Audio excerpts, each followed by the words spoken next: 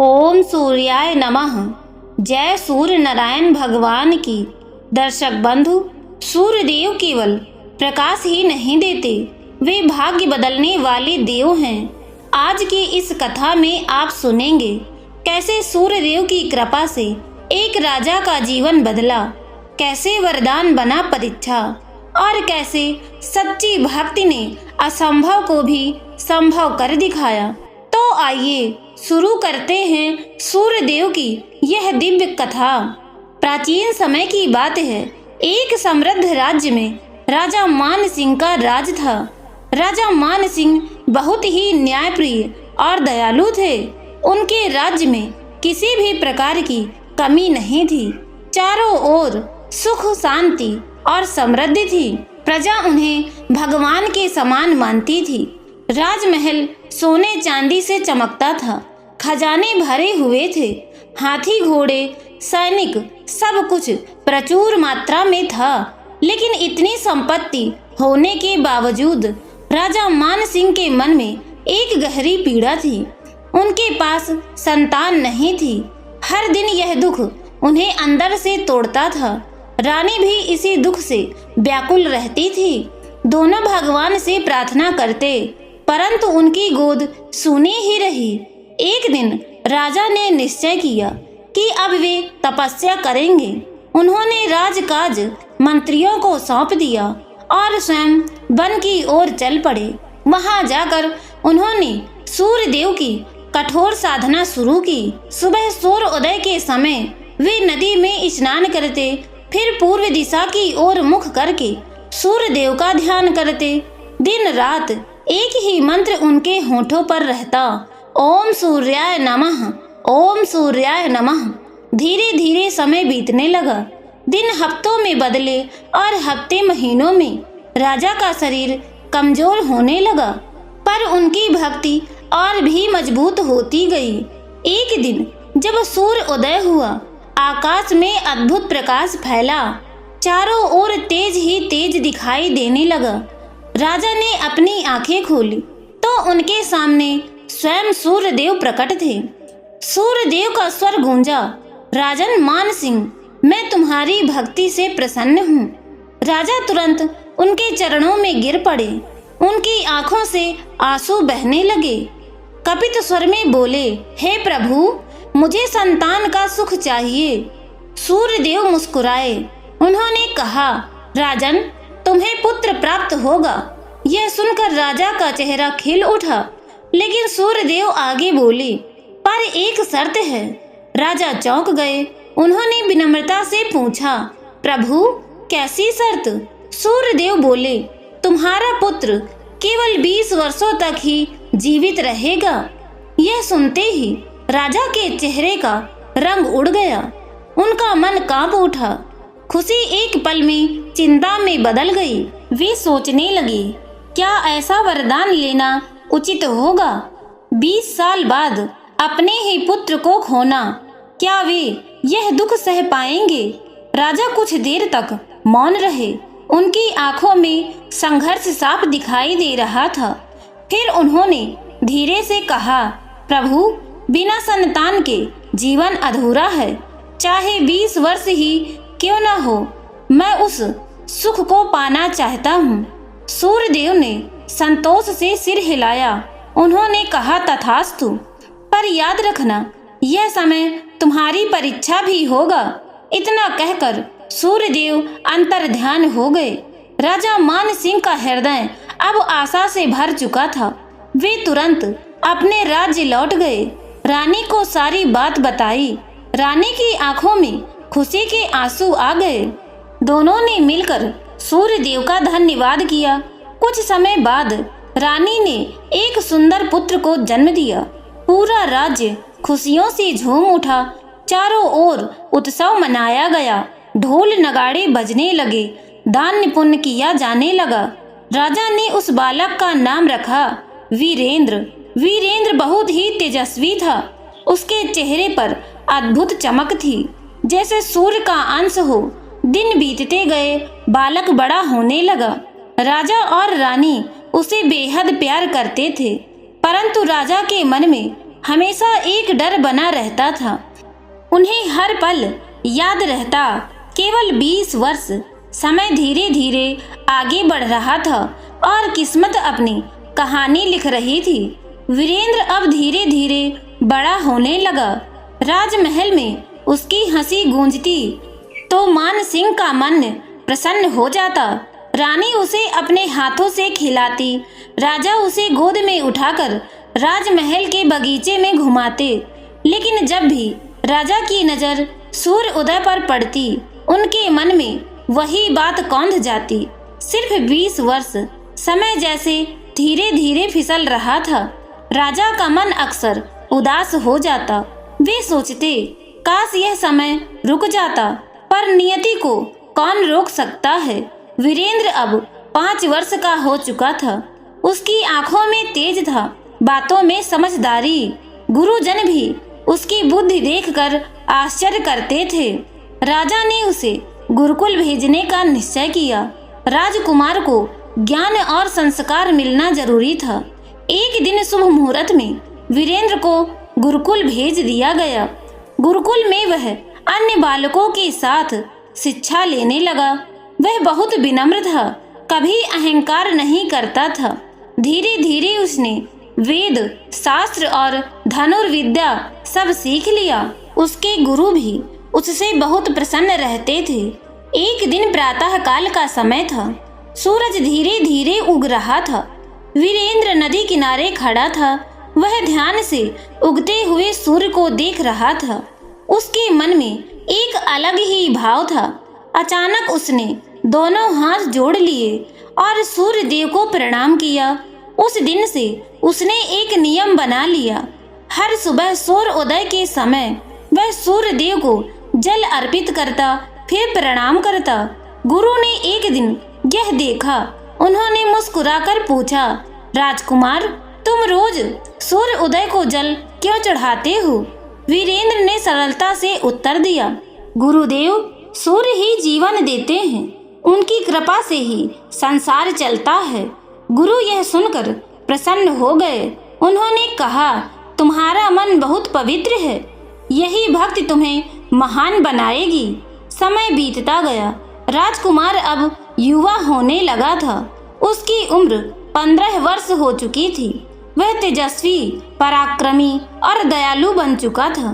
जब वह वापस राजमहल आया तो प्रजा उसे देखकर खुश हो गई।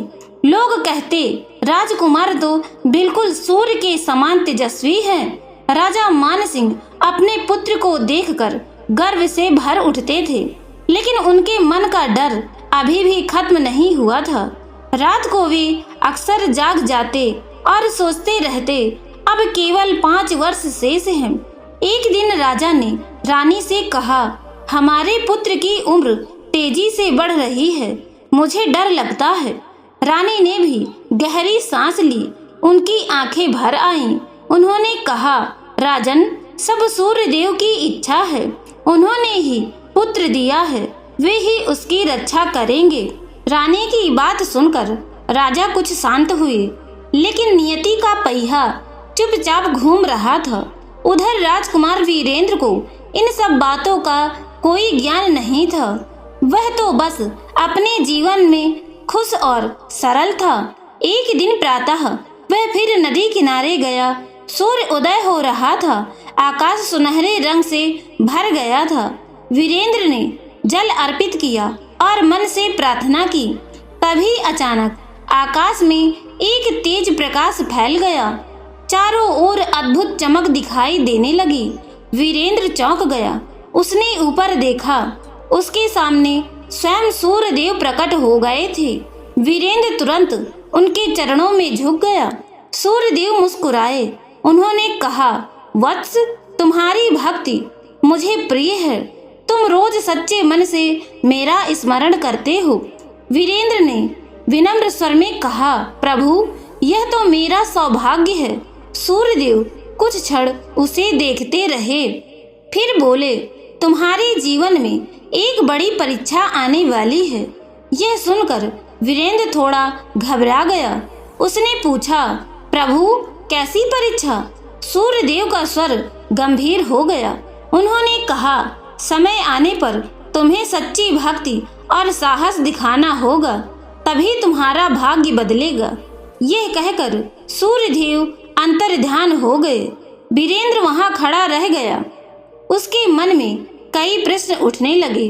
उसे समझ नहीं आया कि सूर्यदेव ने ऐसा क्यों कहा, लेकिन उसे यह एहसास हो गया था कि उसके जीवन में कुछ बड़ा होने वाला है। और उधर समय तेजी से बीत रहा था। अब राजकुमार की आयु 17 वर्ष हो चुकी थी। उनका तेज दिन प्रतिदिन बढ़ता जा रहा था। जो भी उन्हें देखता बस देखता ही रह जाता। प्रजा कहती, यह राजकुमार साधारण नहीं है, इसके चेहरे पर सूर्य के समान तेज है। राजा मान सिंह भी अपने पुत्र को देखकर प्रसन्न होते थे, लेकिन उनके हृदय में एक गहरा डर छिपा था। उन्हें हर समय सूर्यदेव का वह वरदान याद आता। सिर्फ 20 वर्ष, यह सोचकर उनका मन कई बार घबरा उठता। रानी भी यह बात जानती थी। कभी कभी वे चुपचाप भगवान से प्रार्थना करती। वे कहती, हे सूर्यदेव, हमारे पुत्र की रक्षा करना। उधर राजकुमार वीरेंद्र इन सब बातों से अनजान थे। उनका मन बहुत सरल था। वे हर दिन सूर्य उदय से पहले उठते, नदी किनारे जाते और सूर्यदेव को जल अर्पित करते। उनकी भक्ति सच्ची थी। एक दिन की बात है, सुबह का समय था। आकाश में हल्की लालिमा छाई हुई थी। राजकुमार नदी किनारे खड़े थे।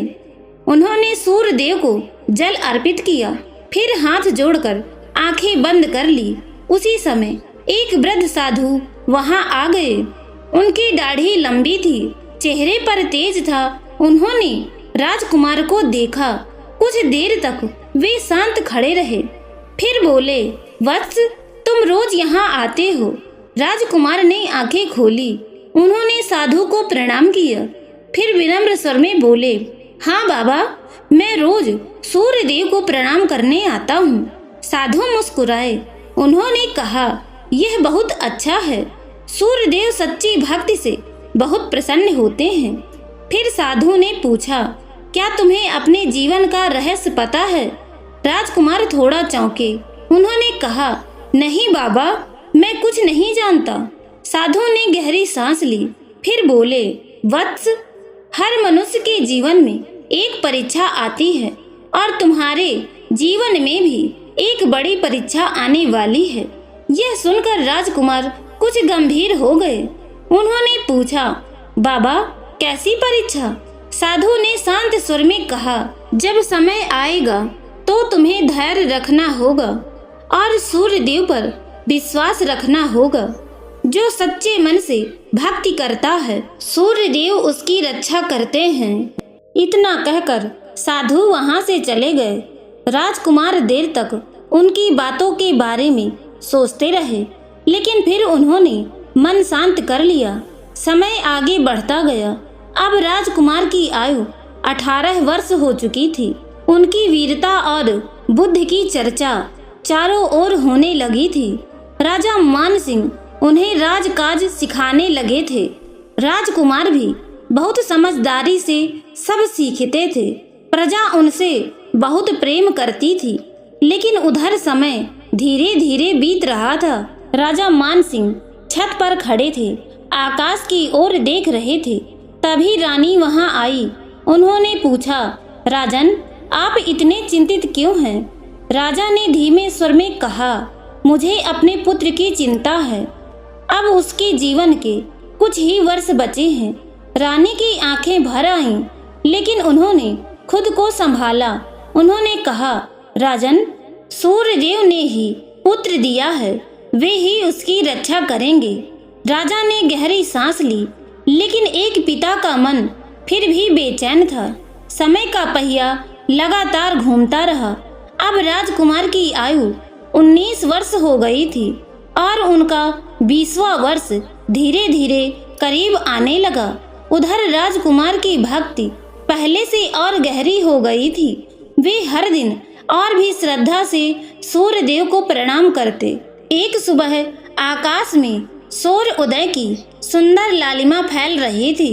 राजकुमार हमेशा की तरह नदी किनारे पहुँचे। उन्होंने सूर्यदेव को जल अर्पित किया और आंखें बंद कर ली। उसी समय आकाश में अचानक एक तेज प्रकाश फैल गया। चारों ओर अद्भुत चमक दिखने लगी। राजकुमार ने जैसे ही आंखें खोली, उनके सामने अद्भुत प्रकाश फैल चुका था। नदी का जल सुनहरी आभा से चमक रहा था। आकाश मानो आग की तरह लाल हो उठा था। राजकुमार वीरेंद्र आश्चर्य से चारों ओर देखने लगे। तभी उस तेज प्रकाश के बीच एक दिव्य स्वर गूंजा, वत्स। यह आवाज बहुत शांत और शक्तिशाली थी। राजकुमार ने तुरंत हाथ जोड़ लिए। उन्होंने सिर झुका लिया और विनम्र स्वर में बोले, हे प्रभु। तभी उस तेज प्रकाश के मध्य स्वयं सूर्यदेव प्रकट हो गए। उनका तेज इतना प्रबल था कि चारों दिशाएं चमक उठी। राजकुमार उनके चरणों में झुक गए। सूर्यदेव ने स्नेह से कहा, वत्स वीरेंद्र, आज तुम्हारे जीवन का महत्वपूर्ण दिन है। आज तुम्हारी आयु के 20 वर्ष पूरे हो रहे हैं। यह सुनकर राजकुमार शांत रहे। उनके चेहरे पर भय नहीं था। उन्होंने विनम्र स्वर में कहा, प्रभु, आपकी इच्छा ही सर्वोपरि है। यदि मेरा जीवन यहीं तक है तो भी मुझे कोई दुख नहीं है। बस एक प्रार्थना है, मेरे माता पिता को दुख मत देना। वे बहुत दुख सह चुके हैं। राजकुमार की यह बात सुनकर सूर्यदेव मुस्कुराए। उन्होंने कहा, वत्स, यही तुम्हारी सबसे बड़ी परीक्षा थी। तुमने अपने लिए कुछ नहीं मांगा। तुम्हारे मन में सिर्फ माता पिता की चिंता है। तुम्हारी भक्ति सच्ची है। तुम्हारा हृदय निर्मल है। इसी कारण मैं तुमसे बहुत प्रसन्न हूँ। सूर्यदेव ने अपना हाथ राजकुमार के सिर पर रखा और बोले, आज से तुम्हारी आयु की सीमा समाप्त होती है। मैं तुम्हें लंबा और सुखी जीवन देता हूँ। तुम इस राज्य के महान राजा बनोगे। तुम्हारे राज्य में हमेशा सुख और समृद्धि रहेगी। यह सुनकर राजकुमार की आंखों में खुशी के आंसू आ गए। उन्होंने सूर्यदेव को बार बार प्रणाम किया। कुछ ही क्षण बाद सूर्यदेव अंतर्ध्यान हो गए। राजकुमार तुरंत महल की ओर चले। उधर महल में राजा और रानी अत्यंत चिंतित बैठे थे। उनकी आंखों में आंसू थे। वे बार बार भगवान से प्रार्थना कर रहे थे। तभी महल के द्वार पर राजकुमार वीरेंद्र दिखाई दिए। राजा और रानी उन्हें देखकर दौड़ते हुए उनके पास आए। राजा ने कांपती आवाज में पूछा, पुत्र, सब ठीक है ना? राजकुमार मुस्कुराए। उन्होंने कहा, पिताश्री, सूर्यदेव की कृपा से सब ठीक हो गया है। उन्होंने मुझे नया जीवन दिया है। यह सुनते ही राजा और रानी की आंखों से खुशी के आंसू बहने लगे। उन्होंने अपने पुत्र को गले से लगा लिया। उस दिन पूरे राज्य में खुशियों की लहर दौड़ गई। ढोल नगाड़े बजने लगे। दान और पुण्य किया गया। राजा मान सिंह ने सूर्यदेव का एक भव्य मंदिर बनवाया और पूरे राज्य में यह घोषणा करवाई, जो भी सच्चे मन से सूर्यदेव की पूजा करेगा, उसके जीवन से दुख दूर होंगे और उसका भाग्य सूर्य की तरह चमक उठेगा। समय बीतता गया। कुछ वर्षों बाद राजकुमार मान सिंह ने राजगद्दी राजकुमार वीरेंद्र को सौंप दी। राजकुमार वीरेंद्र एक महान और न्यायप्रिय राजा बने। उनके राज्य में कभी दुख नहीं रहा। प्रजा हमेशा खुश रही और हर सुबह पूरा राज्य सूर्यदेव को प्रणाम करता था। कहा जाता है, जो मनुष्य सच्चे मन से सूर्यदेव की आराधना करता है, उसके जीवन के कष्ट दूर हो जाते हैं और उसका भाग्य सूर्य की तरह चमकने लगता है। प्रेम से बोलिए सूर्यदेव महाराज की जय।